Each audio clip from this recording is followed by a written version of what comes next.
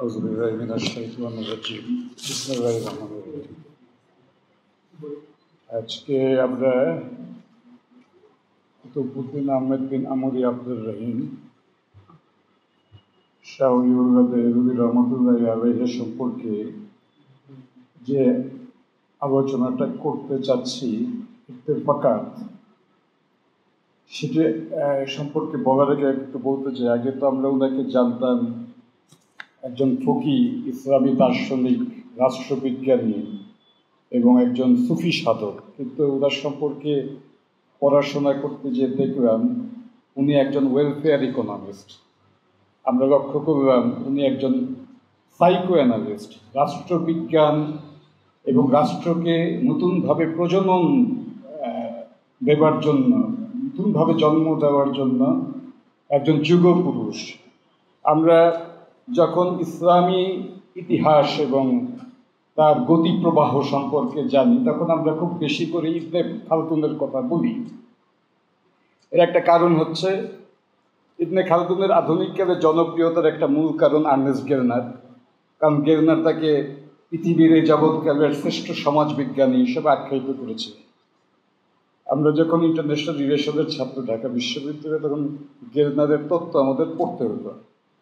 সমস্যা হচ্ছে যে কোনো কোনো ক্ষেত্রে শাহ ওয়ালিউল্লাহর অবদান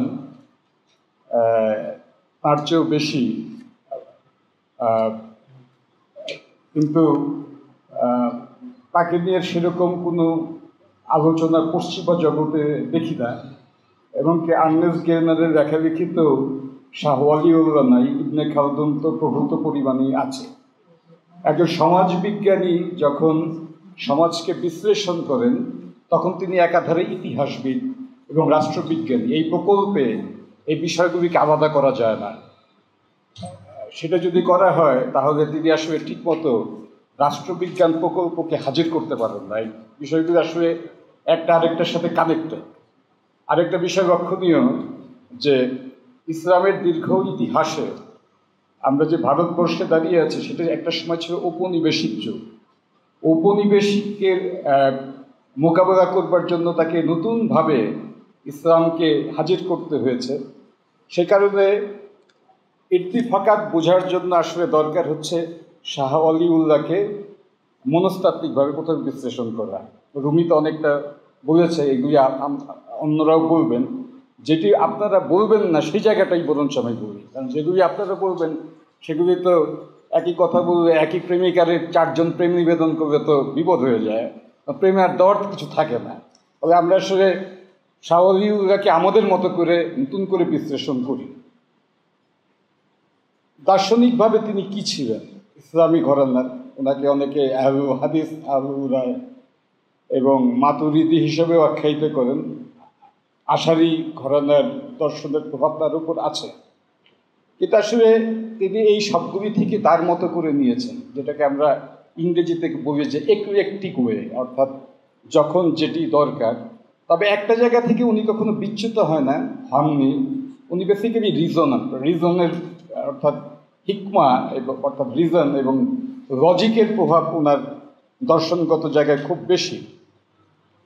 যে কারণে ওনাকে যত কিছুই বলা যাক না কেন, ফিলোসফিক্যালি উনি একেবারেই অ্যানথ্রোপোমরফিক না। অ্যানথ্রোপোমরফিক জিনিসটা কি অনেকেই জানেন, একটু ব্যাখ্যা করি। সেটা হচ্ছে আল্লাহকে মানুষের জায়গা থেকে বুঝে ব্যাখ্যা করার চেষ্টা। যেমন আমি আমার বহু লেখায় বলেছি যে আপনি যখন দেবী দুর্গাকে একটা নারী হিসাবে চিত্রিত করেন, তার অস্ত্রশস্ত্র যখন তলোয়ার, আপনার ত্রিশূল, তাতে বোঝা যায় যে তিনি মধ্যযুগের ভারতে জন্মগ্রহণ, তাকে তৈরি করা হয়েছে। কিংবা যীশুখ্রিস্টকে যখন আপনি দেখেন সেমেটিক পোশাক পরিহিত, বোঝা যায় যে তিনি আরব অঞ্চলের কোনো জায়গাতে তার জন্ম, অর্থাৎ তিনি স্থান কালকে অতিক্রম করতে পারেন না। কিন্তু সূরা ইখলাসে আল্লাহ রাব্বুল আলামিন পরিষ্কার বলেছেন যে ওয়ালাম ইয়াকুল লাহু কুফুয়ান আহাদ, there is none comparable to him. এখন লজিক্যাল সিস্টেমের একটা বিষয় হচ্ছে, যারা এথিস্টিক এবং অ্যাগনস্টিক ওয়েতে আল্লাহকে বোঝার চেষ্টা করেন, তারা তার মধ্যেও একটা ফর্মকে হাজির করেন। সমস্যাটা হচ্ছে যখন আপনি বলেন যে it is beyond human perception and conception, তখন আসলে তাকে কোনো লিমিটের মধ্যে আনা যায় না। অর্থাৎ লজিকের একটা রিভিউটের জায়গা হচ্ছে আপনি লজিক যখন বলে যে আল্লাহকে আপনি কোনোভাবেই ধারণ করতে পারেন না, তখন আপনি সেখানে যদি আবার লজিক প্রয়োগ করেন তখন লজিক নিজেকেই লজিক আসলে রিফিউট করে। এই জিনিসটা বোঝার দরকার হচ্ছে শাহ ওলিউল্লাহকে বুঝবার জন্য। আরেকটা হচ্ছে শাহ ওলিউল্লাহ পুরো দর্শন বা তত্ত্বকে আপনি দুইটাভাবে ব্যাখ্যা করতে পারেন। সেটা হচ্ছে উনি ইনসাফ এবং ইনসানিয়াত, উনি আসলে জাস্টিস প্রতিষ্ঠার পক্ষে ছিলেন এবং মানবতার পক্ষে ছিলেন।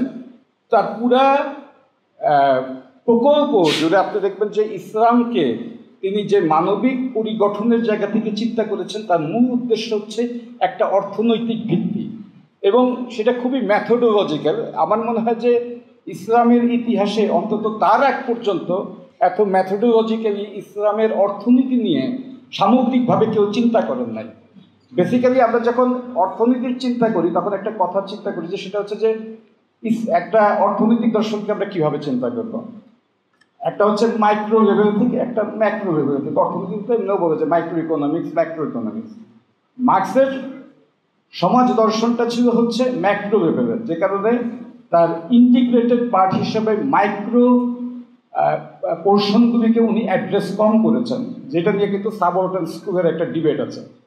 কিন্তু শাহ ওলিউল্লাহ অনেকটা মাইক্রো লেভেলেও গিয়েছেন। সে কারণে উনি এখানে অ্যানালজিক্যাল ডিডাকশনের ব্যবহার করেছেন। এবং যখন আমরা মার্ক্সকে রিফিউট করার চেষ্টা করেছে ওয়েস্টার্ন ওয়ার্ল্ড, তখন সাধারণত তারা ওয়ার্ল্ড হুইটম্যান রস্টোকে ব্যবহার করেছেন। আমি একটু এই জায়গাগুলি আলোচনা করছি, যেহেতু আপনারা অন্য জায়গাগুলি আপনারা আলোচনা করবেন। রস্টোর অর্থনৈতিক ডেভেলপমেন্টটা কী ছিল? রস্টো মনে করতেন যে মানব জাতির ডেভেলপমেন্টটা হয় একটা লিনিয়ার ইকুয়েশনের মধ্য দিয়ে। অর্থাৎ সেখানে যে সমাজের যে উন্নয়ন, সেটা এক ধরনের একটা ফেয়ারলি একটা কনস্ট্রাকটিভ ওয়ে, যেটার প্রত্যেকটা গ্রিড একটার সাথে আরেকটা ইন্টিগ্রেটেড। কিন্তু আসলে অর্থনৈতিক উন্নয়ন ওইভাবে হয় না। সেটা শাহ ওলিউল্লাহর তত্ত্ব থেকে আমরা বুঝবো। রস্টোর দর্শনগুলি কী ছিল?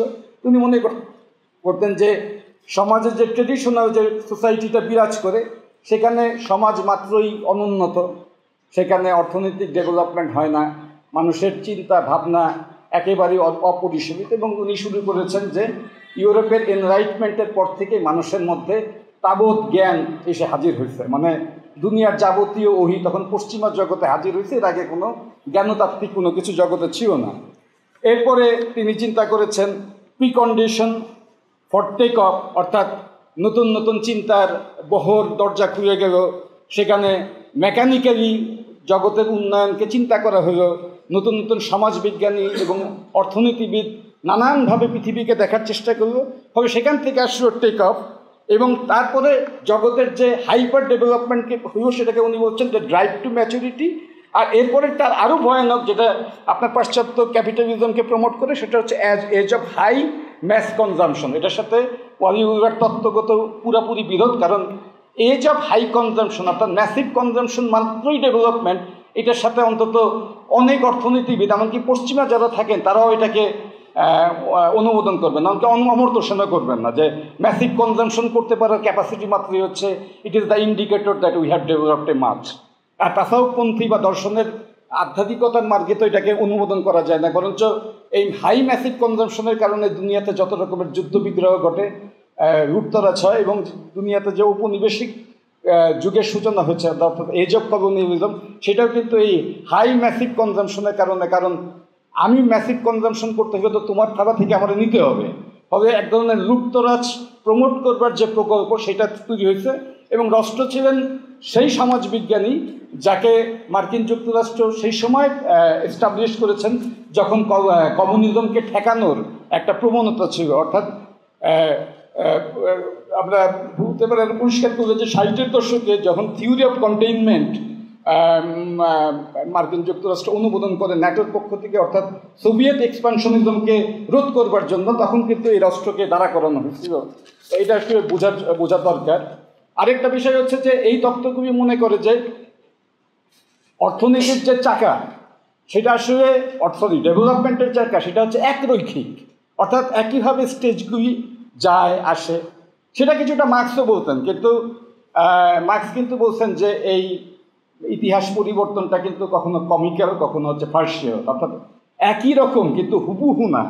আমি বাইবেলের একটা লাইন বলি, আমার খুব প্রিয় লাইন, সেটা হচ্ছে নিউ টেস্টামেন্টের এক্লেসিয়াস, সেটা হচ্ছে what we be again, what has been done we be done again, there is nothing new under the sun. যা হয়েছে তা আবারও হবে, যা করা হয়েছে সেটাও আবার করা হবে, এই পৃথিবীতে নতুন কিছু না। কিন্তু তারপরেও আমার প্রশ্ন হচ্ছে, দুইটা জিনিস, তারপরেও সব কিছু রিপিটেশনের পরে সেটা কি হুবহু হয়? তা কিন্তু হয় না, রিপিটেশন হয়, কিন্তু সেখানে অনেকগুলি নতুন ব্রিড থাকে। শাহ ওলির দর্শনগত জায়গাটা হচ্ছে মূলত ভারতবর্ষ কেন্দ্রিক, এবং সেটা হচ্ছে এমন একটা সময়, সেটা হচ্ছে মুঘল সাম্রাজ্যের ডিক্লাইন, অর্থাৎ পতনের যুগ। অরঙ্গজেবের রাজত্বের সময়টা ছিল 1658 থেকে 1707। এরপরে আর মুঘল সাম্রাজ্য ঠিকভাবে দাঁড়াইতে পারে নাই, এবং সেটা উনি যখন ইসলামী পণ্ডিত হিসাবে সারা দুনিয়াতে খ্যাত, তখন মুঘল সম্রাট আলমগীর দ্বিতীয় রাজত্বকাল, এবং সেই সময় মুঘল সাম্রাজ্য শ্রিঙ্ক করবার কারণে, অর্থাৎ সংকুচিত হওয়ার কারণে, সেখানে যেটা হচ্ছিল যে ভালো মতো রাজস্ব উঠানো যাচ্ছিল না। আর আরেকটা বিষয় হচ্ছে যে যাদেরকে রাজস্ব উঠানোর দায়িত্ব দেওয়া হতো, তারাও অনেকে ঠিক মতো সেই দায়িত্বগুলো পালন করতো না। ফলে এটার একটা অবধারিত পরিস্থিতি ছিল যে যাদের উপর রাজত্ব নির্ভর করে, বিশেষ করে হচ্ছে রাষ্ট্রীয় সামন্ত, এবং তার চেয়েও বেশি হচ্ছে সৈন্য, তাদেরকে ঠিক মতো বেতন দেওয়া যেত না। যে কারণে কিন্তু মোগল সাম্রাজ্য অনেকটাই কিন্তু এইটার কারণেও পতিত হয়। আমাদের খেয়াল রাখতে হবে যে এই সমস্যাটা কিন্তু ইউরোপেও হয়েছিল। ইউরোপের রোমান সাম্রাজ্যের পতনের একটা মূল কারণ কিন্তু ছিল বিশেষ করে আফ্রিকা অঞ্চলে, যেখানে সোলজারদের ঠিক মতো বেতন দেওয়া হতো না। আরেকটা জিনিস বলে রাখি যে মার্ক্সের ফিলোসফিক্যাল একটা কনস্ট্রাকশন হচ্ছে যে প্রলেতারিয়েতকে প্রমোট করা, কিন্তু হচ্ছে প্রলেতারিয়েতকে, এই জিনিসটা কিন্তু স্থান ভেদে ভ্যারি করে। যেমন আমি একটু বলতে চাই যে রাশিয়াতে যারা বর্ধিষ্ণু কৃষক, এদেরকে বলা হয় কুলাক, কিন্তু মার্ক্সের তত্ত্ব অনুযায়ী কিন্তু কৃষক মাত্রই, অন্তত এঙ্গেলস এবং মার্ক্সের তত্ত্ব কৃষক মাত্রই ছিল কিন্তু এই এই এই প্রলেতারিয়েত শ্রেণী। কিন্তু কিন্তু রাশিয়াতে কুলাকের ক্ষেত্রে কিন্তু তা না। আবার লেনিন যখন রেড আর্মিকে প্রলেতারিয়েতের অন্তর্ভুক্ত করে বলশেভিক রেভলিউশন করেন, তখন সোলজারদেরকে কিন্তু উনি চিন্তা করতেন প্রলেতারিয়েত হিসাবে। কিন্তু it is completely opposite to the Notion of Persian Germany. জার্মানিতে কিন্তু পুরাটাই ছিল আর্মির ব্যবস্থা, অর্থাৎ আর্মি নিয়ন্ত্রণ করত। তখন দেখা যাচ্ছে যে রাষ্ট্র এবং সমাজের সাথে সাথে প্রলেতারিয়েতের ধারণা ভ্যারি করে। এবং এটা আরেকটু বলার কারণ হচ্ছে প্রলেতারিয়েত যদি শব্দটা আমরা নাও ব্যবহার করি, তাহলে দরিদ্র নির্যাতিত শ্রেণীর ধারণাটা কিন্তু ভ্যারি করে।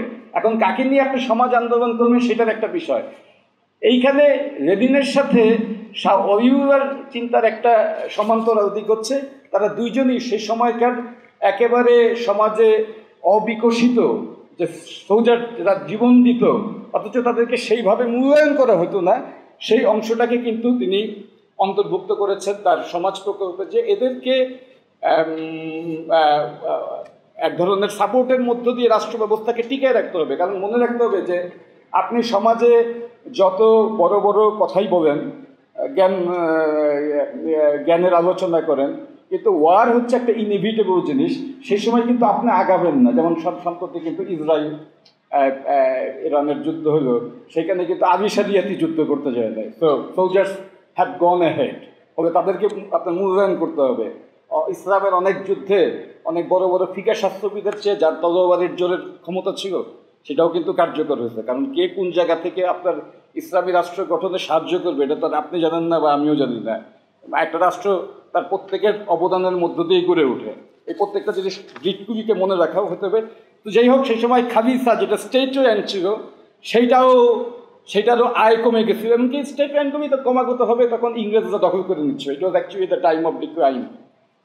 যে কারণে ওয়ালিউলার ইকোনমিক সিস্টেমটা হচ্ছে, আমি এরকম মোটামুটি রেখেছি যে economic growth will be হাইটেন but without carving facilities for human beings. এবং এইটাকে আমি মনে করতে পারি যে ইত্তিফাকাত তত্ত্বের মূল ভিত্তি। আমি ইত্তিফাকাতের একটা ডেফিনেশন আমার মতো করে রেখেছি, a convenient way or some convenient ways that facilitate life and benefit people. এটা হচ্ছে আমার মতে হচ্ছে তার দর্শনের মূল কথা। এবং তিনি সেখানে কতগুলি আইডিয়াকে তিনি প্রমোট করছেন। সেই আইডিয়াগুলি হচ্ছে খুব গুরুত্বপূর্ণ।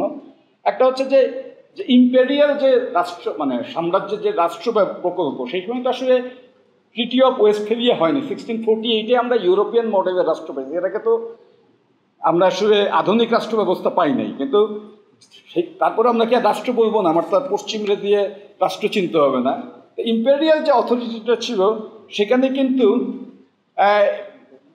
বেশিরভাগই হচ্ছে যখন আয়টা কমে যেত তখন সাধারণত রাজন্যবর্গ, অর্থাৎ স্টেটের যারা বড় বড় উঁচু পদে আছেন, রাজা, বাদশাহ, আমলা, এদের পিছনে আর কি টাকাটা ব্যয় হইতো। ওয়ালিউল্লাহ এটা একটা ব্যালেন্স করার চেষ্টা করতেন, বুঝছেন না, এই রাষ্ট্র ব্যবস্থার সবাইকে এটা বেনিফিট দিতে হবে। ফলে যেটা অবধারিত আসছে সেটা হচ্ছে লাক্সারিকে কার্ভ করতে হয়েছে, অর্থাৎ বিরাস করা যাবে না। অবশ্য বিরাস না করার তত্ত্বটা আমাদের রাসূলুল্লাহর তত্ত্ব। আরেকটা হচ্ছে, মানে এখানে আরেকটা গুরুত্বপূর্ণ কথা বলি, সেখানে জায়গিরদেরকে বিভিন্ন জায়গায় এইটা রাখেন, এইটা দিয়ে আমার কাজ হবে না, কথার মধ্যে ই করবেন না, don't impede me, I don't like it. তারপরে হচ্ছে যেটা হচ্ছে জায়গিরদের ক্ষেত্রে যেটা হইতো, তারা বিভিন্ন জায়গা থেকে ট্যাক্স কালেক্ট করতো। এই ট্যাক্স কালেক্ট করতে যে তারা অনেক সময় দুর্নীতির সাথে সম্পৃক্ত হইতো। শাহ ওয়ালিউল্লাহ একটা ক্লাসকে প্রমোট করছেন যেটা হচ্ছে নোবেল বা সম্ভ্রান্ত শ্রেণী, যেটাকে এইটা কিন্তু আপনি জার্মান দেশের কৃষক যুদ্ধ, ফ্রেডেরিক এঙ্গেলসের যে বই আমি অনুবাদ করছিলাম জার্মান থেকে, সেখানেও পাবেন। এটা ডয়েচে বাউন্ডপিক, যে এডেল লোহেটে বা আডলিগে ফ্যামিলিয়ে বলে জার্মান ভাষায়। সেখানে তারা কি করতো, কৃষক শ্রেণীকে কিন্তু সহযোগিতা করতো। কারণটা কি? কারণ একটা, তাদের নোবেল হয়েও কিন্তু তারা ভূমিপুত্র। ওয়ালিউল্লাহ কিন্তু এই সাইকোলজিটা বুঝতেন।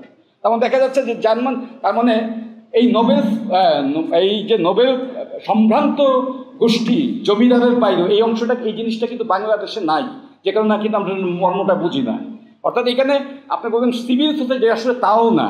এখানকার ভূমির অন্তর্গত সম্ভ্রান্ত জনগোষ্ঠী যারা প্রয়োজনে এখানকার নির্যাতিত জনগোষ্ঠীর পক্ষে দাঁড়াইতো, তারা অনেক সময় ধনী হয়েও, আমরা 15th সেঞ্চুরির জার্মানির কৃষক বিদ্রোহ কিন্তু দেখেছে যে এই অংশটা তারা অত্যন্ত নির্যাতিত হওয়ার পরেও এবং তাদের ধন সম্পদ রিস্কের মধ্যে পড়ার পরেও তারা কিন্তু এই সমাজ বিপ্লবে অংশগ্রহণ করছে। এবং তারপরে কিন্তু জার্মান দেশে যে বুনসুবেবেগুং, সেটা হচ্ছে যে এই কৃষকদের নিয়ে একটা নবগঠিত শাসন ব্যবস্থা সেখানে তৈরি হয়েছে। এই সমস্ত কিছু নিয়েই কিন্তু আসলে জার্মান আন্দোলনটা দাঁড়াইছে।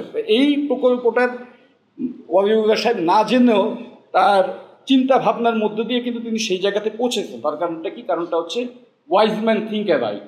বিভিন্ন জায়গার মানুষ আসলে বিভিন্নভাবে এই কনসেপ্টটাকে নিয়ে আসলে রাষ্ট্র প্রকল্প দ্বারা করাইতে চায়। এখন বাংলাদেশে হয় কি, বাংলাদেশে ওয়ালিউল্লাহ বলতে আসলে লোকজন বুঝে হচ্ছে হজ্জাতুল্লাহ আল বালিগা। এখন বাবু ঠিক আছে, কিন্তু এর বাইরেও তার যে আরও অনেক লেখালেখি আছে সেটা তেমন পড়া হয় না।